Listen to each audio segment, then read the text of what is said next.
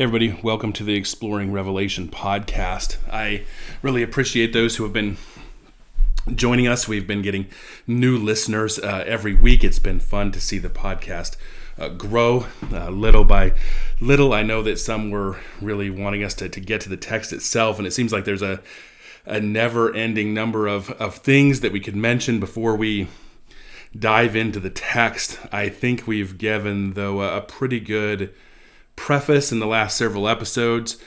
Certainly, if I say something that you don't understand, chances are at least we've introduced that in a previous episode.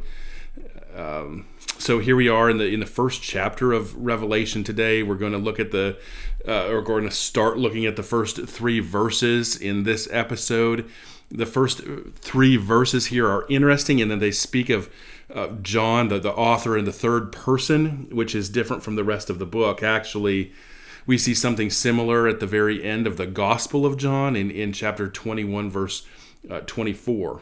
In any case, some have suggested that the first verses in Revelation were written by the custodians of the book, and possibly they added these verses when the book was published as a brief prologue and endorsement of the book. I would agree with others like Mounce, who would say that the opening section of this book was probably added a little later, but it was probably added by John himself after completing the book.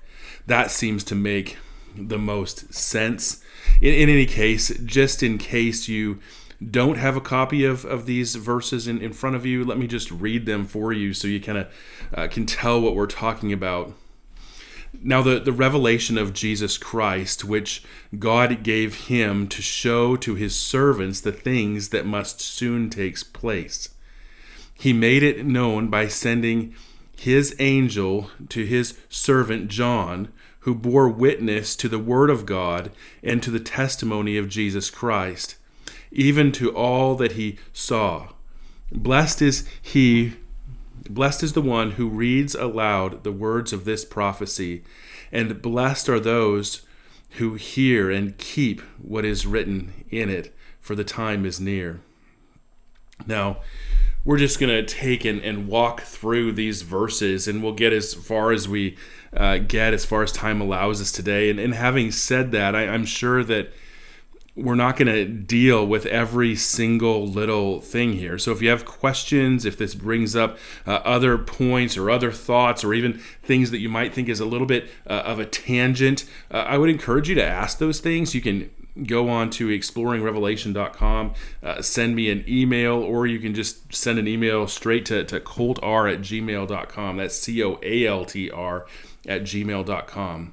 So right away in this verse, we read that this is the revelation of Jesus Christ. It is important to understand a couple of things right off the bat. One is that the revelation, it's revelation, not revelations. Hear that. It's not plural. It's singular. You hear people often referring to this book as the book of Revelations. Well, that's wrong. What we have here is one revelation. Now, the word revelation in Greek is the word apocalypsis, or apocalypse.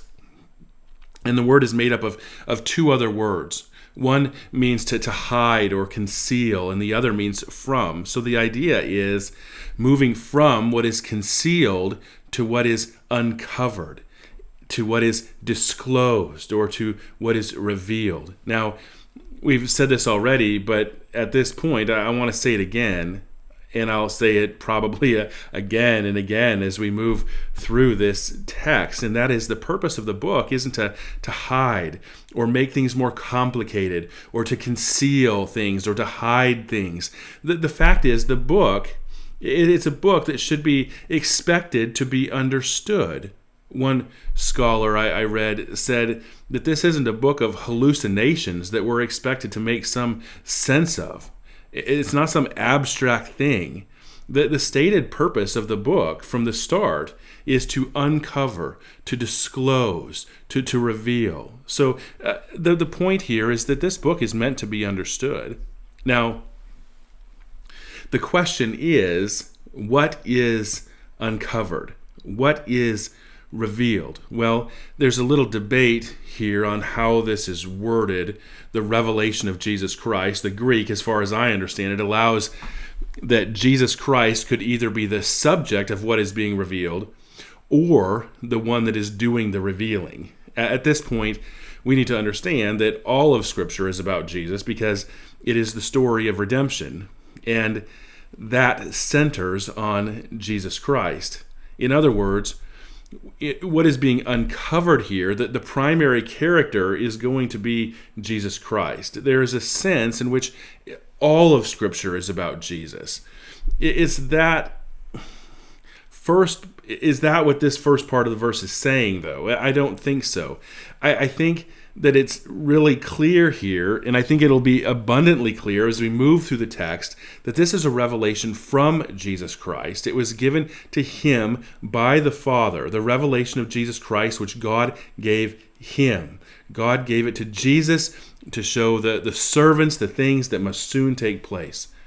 So the prophecy, the revelation here is from God the Father through Jesus to his servants. Now, we should comment on that word servants here. Some translations will translate it bondservants. The Greek word is the word doulos. It means slave. Of course, this isn't the kind of slave that many think of when we think of slavery in America and all of that. The fact is, slavery in much of human history was a necessary reality for many. And this includes the time in which the Bible was written. Yes, slavery was a reality. It's not saying it was the best system. It's not saying that everything was right about what happened in all of those slave-master relationships. But there's much made these days about how the Scriptures don't condemn slavery. Some point to the fact that it isn't really endorsed either. It just recognizes that it exists. And talks to slaves and masters about the relationship that they have with one another, like in Colossians 3 and Ephesians 6. What we need to understand, though, is that for a lot of history, life was not as certain as it is for us. And this is for many reasons, but it was very possible that a young married couple or a young family would be forced to flee their home for one reason or another: war, famine, food, a number of things. And in those instances, they couldn't take anything with them. They would be at the mercy of the land and really the mercy of those who they came in contact with. They wouldn't have anything, and their only chance of survival would be to go to another person, to go to a landowner and work for that person. And in return, his family would be provided for. Sometimes slavery was voluntary, sometimes it was involuntary, right? In the hypothetical situation that we just mentioned, which of the two was it? Was it voluntary or involuntary? I mean, it was voluntary in the sense that the guy would go to somebody and say, hey, I need to survive. It was involuntary that the person really had no choice. So in that instance, there would be an agreed upon amount of time that the person would work for the landowner. So say 15 years. And after that time, the man and his family were free. They were not under any obligation to stay and work anymore. They could go and find something elsewhere. They could work for a better landowner. They could get a job. They could start a business. But from that time, the person from time to time, the person had come to really appreciate and respect their master, and they would willingly, under no obligation, stay and continue their service to him. And I think that's the idea of the word doulos here. Notice in the text that the revelation of Jesus Christ, which God gave him, that is Jesus, to show his, right, or Christ's servants. This is something in the text that shouldn't be missed, that these who the letter is written to are slaves of Christ, but not just any slaves. They're doulos. They're slaves who are willingly, out of great love and admiration, willing to serve Jesus. I used to wear a t-shirt from time to time that just said doulos in Greek on the front. And from time to time, somebody would ask me what it said, and I would get into conversations with them. On the very back, by the collar, at a very small place in quotation marks, it would say it said slave. and nobody would see that. But I was going into a store one time, and there was a guy walking toward me, and he was giving me the strange looks, which I realized I was wearing a shirt with a Greek word on it, and I was wondering what was going on in the guy's mind as he was coming toward me. And as he was getting closer, he almost had this angry look on his face, and he said, "Why in the world would you wear a shirt that says slave on it?" So he could read Greek. Why would anybody be proud of that designation, he said. And I remember for the next several minutes, I shared with this man about how we're all slaves to sin and deserving of the wrath of an all-holy God, but Jesus came and lived a perfect life and excelled in every way that we have fallen short. I explained how I place my faith and trust in Jesus Christ, and how he purchased me from the slave market of sin with his blood, and how he redeemed me and bought me back. Now, let me ask you this. How do you see yourself as a Christian? Do you see yourself as a slave? I mean, are you doulos? Do you see yourself as that slave of sin who has been set free, who has willingly put himself under the submission of another, under the lordship of Jesus Christ? Because that's really how we ought to think of ourselves, is the same way in which John is saying that this is who this letter to. These are slaves of Jesus Christ. They're people who are willingly submitting to service to him. He is their Lord.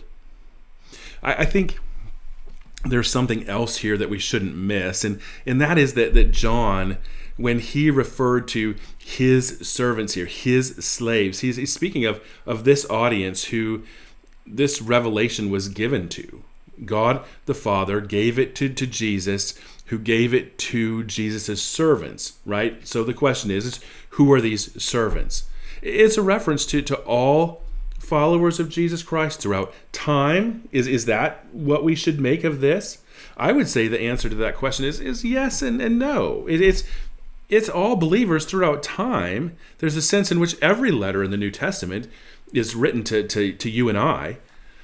Even though the book of Galatians, for instance, was specifically written to the churches in Galatia, specifically here, and I think we see this in verse 4, that the specific audience of the book of Revelation is to the 7 churches that are in Asia. My point here is simple, and that is this book, like the other books of the Bible and the New Testament, were written to a contemporary audience, and the question is what message did it have to the contemporary audience in which it was written?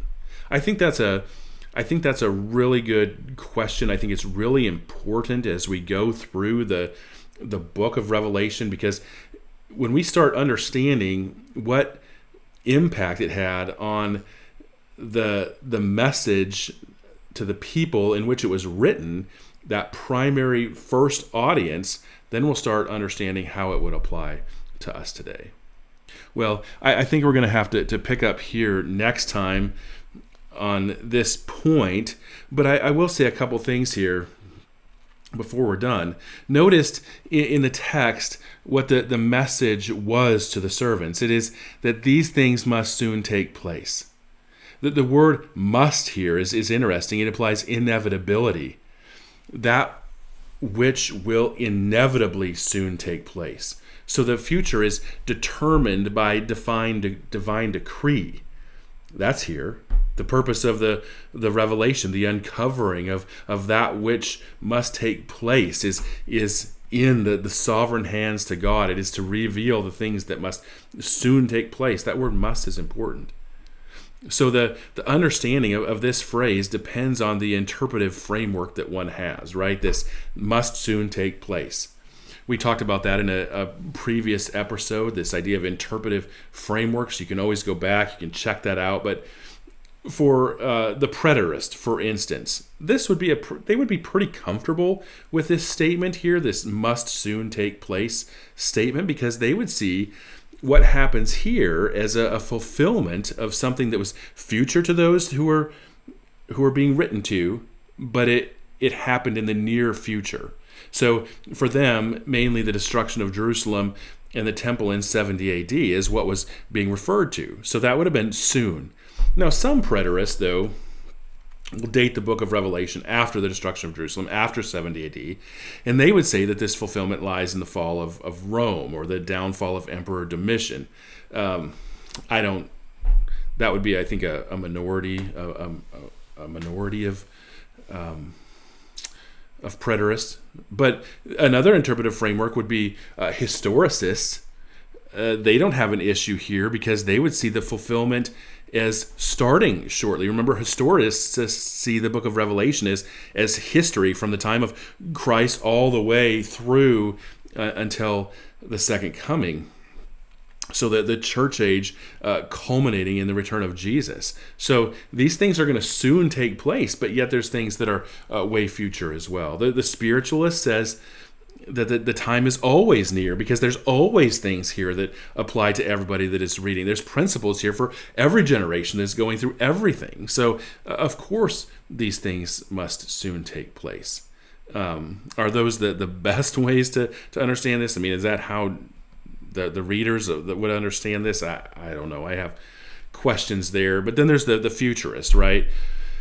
They're the ones that probably have the most trouble here. And remember, futurist is the most popular perspective of today. This would include the perspective of dispensationalists that we talked about last time. Futurists see the majority of the Bible or the book of Revelation being fulfilled in a time that is even yet future to us. So most of what we read in the book hasn't happened yet. So it begs the question, how do we understand this statement in the very first verse of the book? Or the end of verse 3 that reiterates that the time is near? Well, I'm sure that there are a couple more options than two, but let me give you two ways that futurists have understood this. First, they would have understood the word shortly to mean quick or suddenly. So the idea here is that when these events finally do happen sometime in history, their fulfillment is going to come suddenly. It would happen really fast. I know Charles Ryrie, for instance, takes this view. And the Greek word for soon here is tekos, which the meaning is in a brief space of time, haste, quickly, speedily. So if something is going to happen soon, it will come quickly. You see this in Revelation 3:11, where we read in some translations, "Behold, I am coming quickly." In others, like the ESV, "I am coming soon." So you can see where they could take that and I'm going to use the word because I don't know another word, twist that to say this isn't going to happen near to time, but it's going to happen fast. I think the plain reading, though, is in either case is that his coming will not be far off. Although I can see where some futurists will say that this is not speaking of the timing of the coming, but it's speaking of the nature of the coming. It will happen quickly. I don't think that's a plain reading. Another thing here is that futurists assume that this coming is a reference to the second coming. Others, such as preterists, will say that the primary meaning of this coming is a coming in judgment that would happen soon at the destruction of Jerusalem. So they're actually talking about two different events there. Another way that futurists have tried to understand this passage that is difficult for them is that they would take a more plain reading of the text and understand the word soon here to mean shortly or soon take place. But they say that we need to understand that the nearness of the event, the nearness of time here in a way that God reckons time. For God, a day is like 1,000 years and 1,000 years is like a day. So 2,000 years could be seen as near. The issue with this perspective is it doesn't really account for how the first readers of the letter would have understood it. I mean, what if they read shortly take place here and said, that could mean a few thousand years? I don't think so. Well, perhaps you have some thoughts on that phrase, must soon take place, a way that you have understood that, what you think is the best way to understand that, what interpretive framework you think fits best. I'd love to hear your comments. I'd love to hear about your questions. If you have another solution that we haven't mentioned, perhaps you have questions, don't hesitate to ask them. Just head over to exploringrevelation.com, connect with me there, or email me at coldr@.com. See you next week as we continue to explore the book of Revelation together.